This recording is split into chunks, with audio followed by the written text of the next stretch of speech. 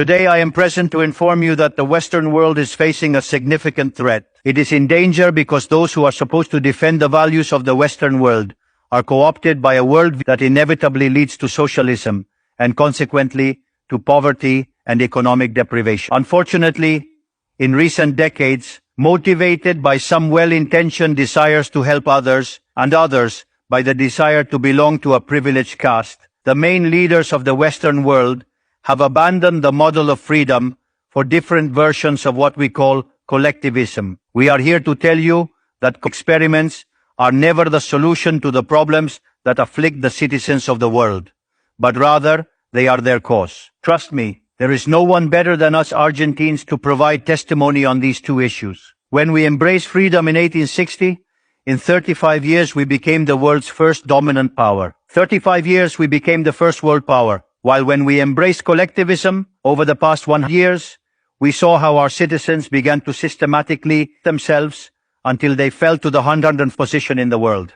40 in the world. But before we can have this discussion, it would be important for us to first look at the data that supports why free market capitalism is not only a possible system to end world poverty, but also the only morally desirable system to achieve it. If we consider the history of economic progress, we can see how from year zero until around 1800, the world's per capita GDP remained practically constant throughout the reference period. If one looks at a chart of the evolution of economic growth throughout human history, one would be seeing a chart with the shape of a hockey stick, an exponential function that remained constant for 90% of the time and exponentially shoots up from the 19th century. The sole exception to this stagnant history was at the end of the 15th century with America's discovery. Except for this, from year 0 to 1800, global per capita GDP remained stagnant without any significant changes. Now, not only did capitalism generate an explosion of wealth from the moment it was adopted as an economic system, but if one analyzes the data, what is observed is that growth has been accelerating throughout the entire period. During the entire period between year 0 and 1800, the per capita GDP growth rate remained stable at around 0.02% annually.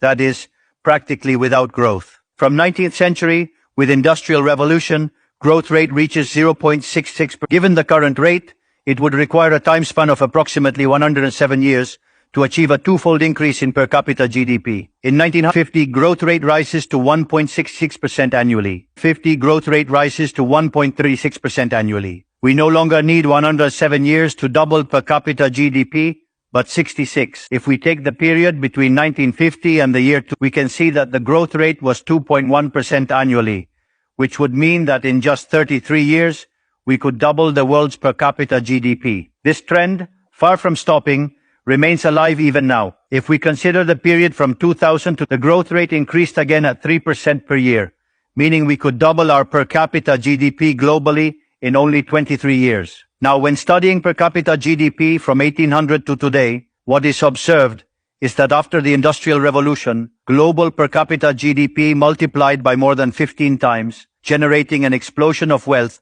that lifted 90% of the world's population out of poverty. We must never forget that by the year 1800, about 95% of the world's population lived in extreme poverty, while that number dropped to 5% by the year 2020, prior to the pandemic.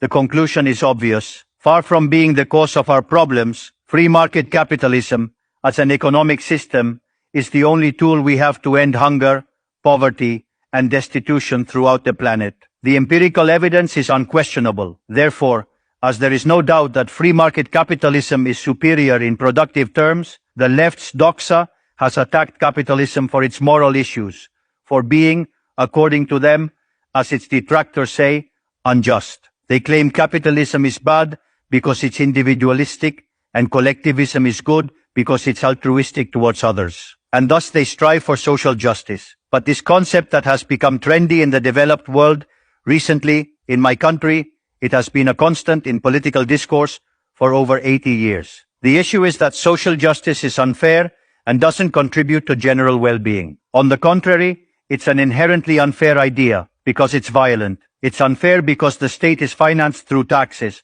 and taxes are collected coercively. Or can any of us